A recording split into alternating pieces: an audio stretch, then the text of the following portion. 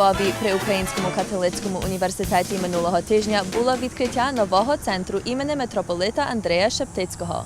Головний урушитель цього університету був у Торонті цього літа, де він був головним доповідачем на святі принесення інституту імені митрополита Андрея Шептицького до Торонського університету. The Sheptitsky Institute has arrived in Toronto. Why is it called the Sheptitsky Institute? Who was Andrei Sheptitsky? What does the institute stand for? I venture to say that Andrei Sheptitsky was the greatest Ukrainian of the 20th century and one of the greatest churchmen of the world of the past 100 years.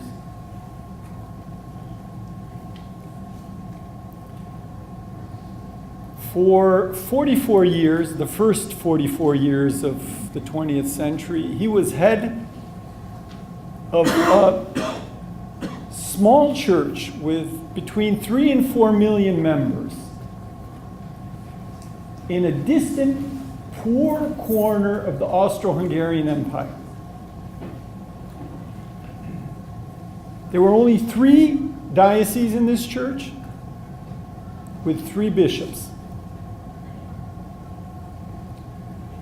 Because of who Sheptitsky was, and because of those who he formed,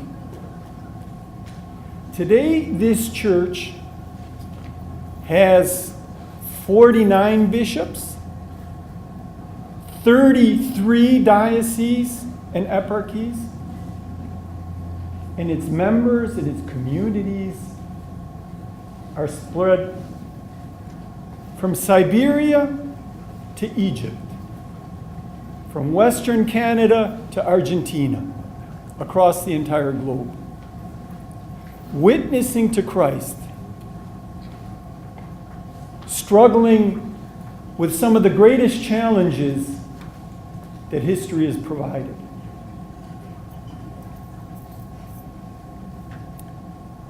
Now, when the Institute was founded in 1986, not too many people knew about Sheptitsky. Least of all in Ukraine, where by that time, already for 40 years, his name was systematically besmirched. Entire collections of publications were dedicated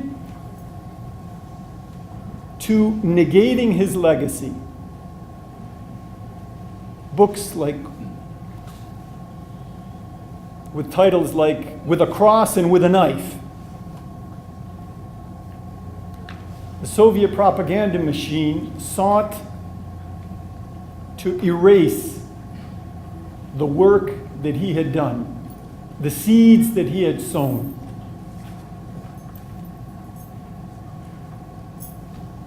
When Father Andrei Chirowski founded the Institute in association with the Catholic Theological Union in Chicago, a long pilgrimage began. One that has stopped today at the University of St. Michael's College.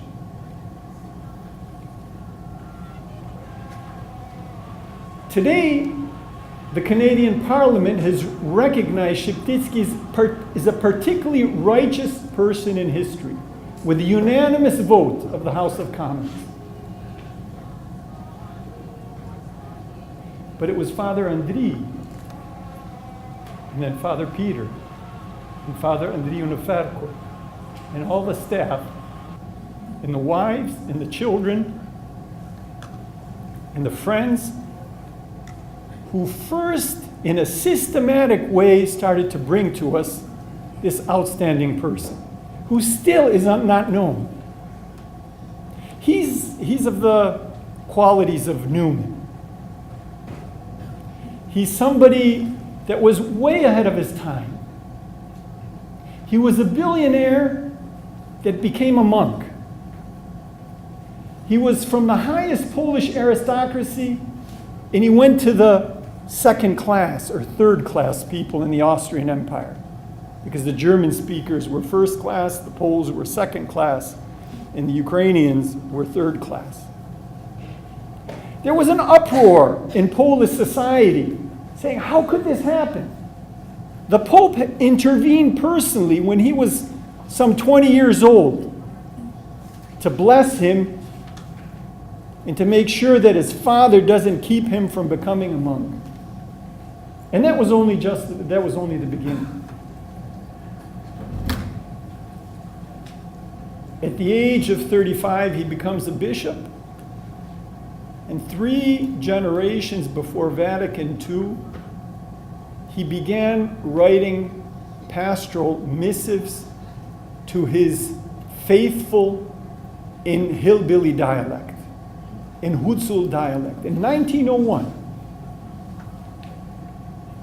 he would get on a horse, all 6'6" of him, and go from village to village. His impact was so strong that 1 year later, at the ripe age of 36, he became the head of the church and remained so for 44 years.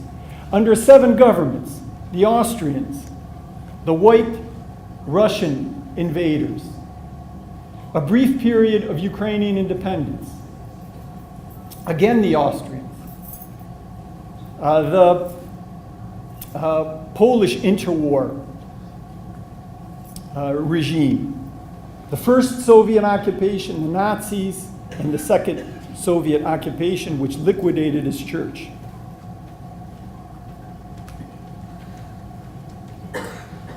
He was a humanist in the most profound Christian sense of the term, because all of his efforts, all of his work, all of his vision was rooted in prayer. From early years, he had mystical experiences, but he was a man of action. His prayer led to profound reflection, animated by an incredible culture.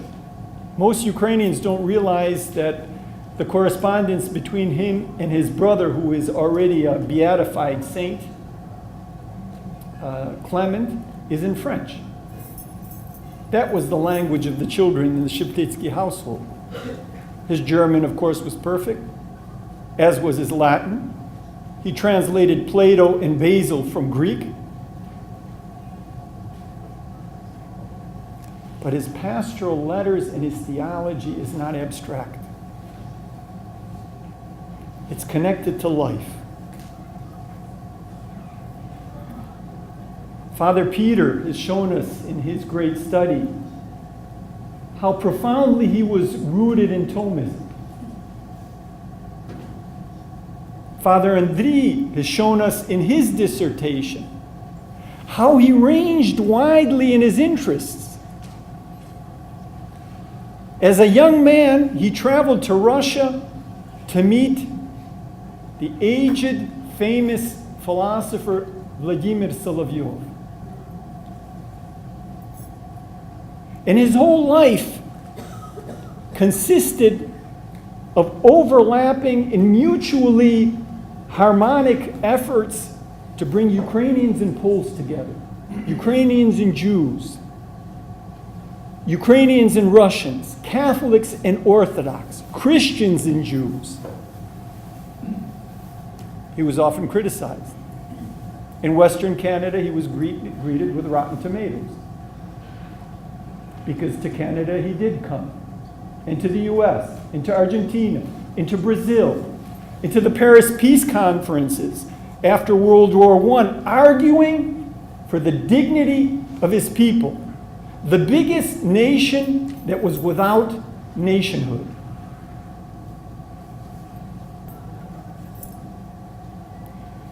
And the movement that the Institute is inviting us into is a beautiful dance. It's a dance with music. It's a dance with poetry. but it's a dance that will take us through cavernous roots of critical reflection on what it means to be human in the 21st century. What does it mean to be community? What does it mean to serve? What does it mean to give life?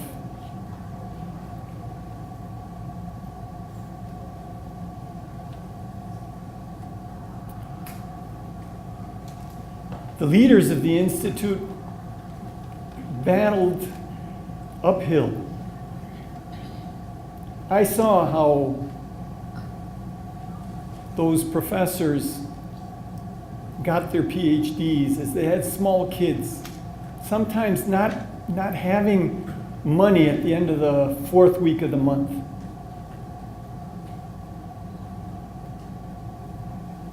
This institute, the people in this institute, they care.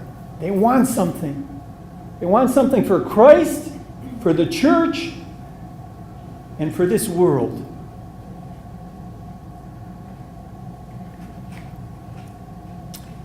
And so for 47 years, 40 years, it depends with whom, I've been walking and watching,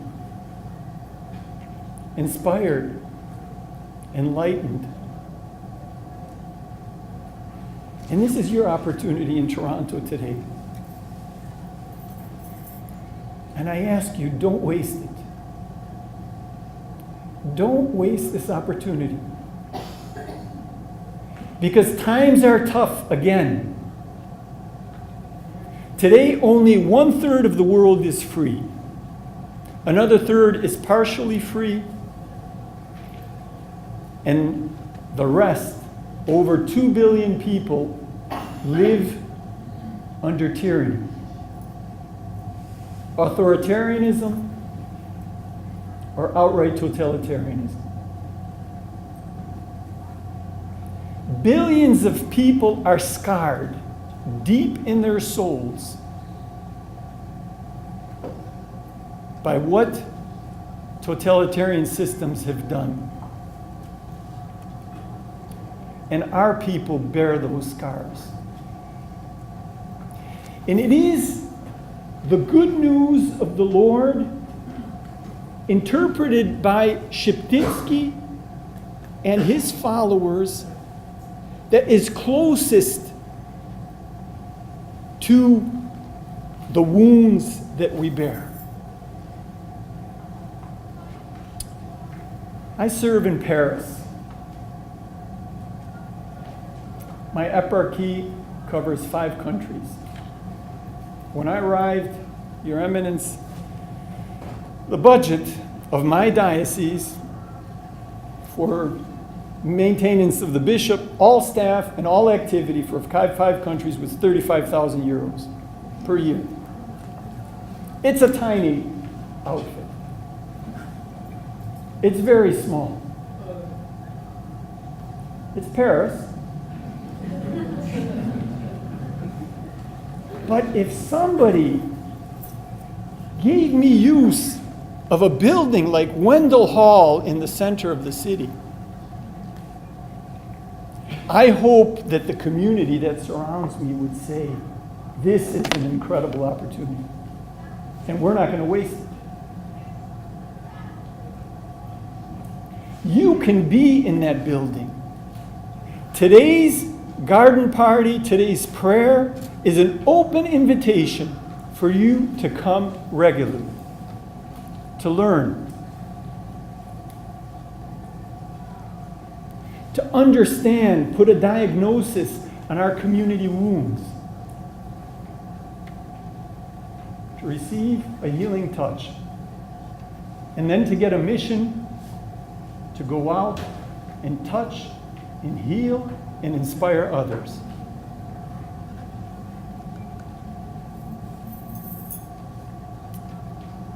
I consider it a distinct privilege to be here today with you.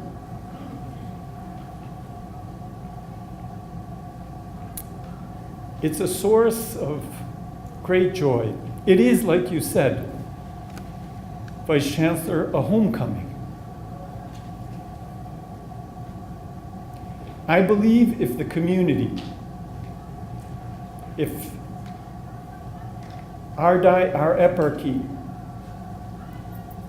the Ukrainian organizations, the Catholic Archdiocese, if this college and university take this encounter seriously, incredible things will happen. Because there's something true and simple here. Something very humble, because it doesn't have power, it doesn't have much money. Yet, I know you're going to give.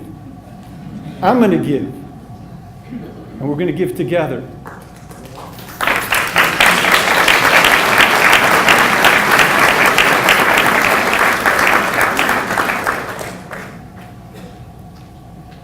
But we have the right to live as we prayed tonight. It doesn't have to be exceptional. That is what the kingdom is about. That is what gave rise to the institutions of the university. As we know them today, they were invented by the church. There's no more extensive, universally serving institution in the world than the Catholic Church. And there's no more vaunted institution than the university. Everybody likes universities. Everybody honors and respects them. Everybody wants their kids to go. Lots of people give money to them. The Catholic University, which combines the gifts and charisms of the church and the school, is a unique place. Today, this university has opened its doors to the Sheptytsky Institute. The good metropolitan is walking in. Today, the university, St. Michael's College, is opening their doors to you, to your parishes, to your families, to your children, to your students. Today, these professors who have given so much for so many years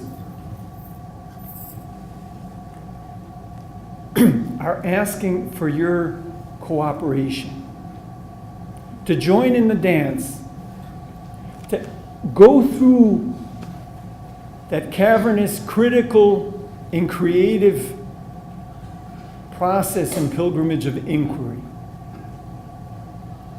I promise you, if you take seriously this opportunity that you have, the community will be changed. The eparchy of Toronto will be changed. This university will be enriched. New leaders will be formed. Leaders who will be up to the task of the followers of Sheptytsky. What did they do? They met the greatest challenge of the 20th century, totalitarianism. I ask students in Ukraine, who was Volodymyr Shcherbetsky? Do you know almost no students know? No, not everybody here has to know who Volodymyr Shcherbetsky was. He happened to run Ukraine for 20 years in the 70s and 80s. He was the first secretary of the Communist Party of Ukraine. He imprisoned many people. He was the man that was running the Brezhnev doctrine in Ukraine. Today he's in the dustbin of history. And Sheptytsky is seen by the president, by the parliament, by politicians, by mothers and fathers, is somebody who can teach them how to live in their walk of life. Sheptytsky and his legacy met the greatest challenge of the 20th century. You will meet the greatest challenge of the 21st with your children, with your families, with your communities. If you walk this path, if you're willing to get into this beautiful dance. May God bless you all.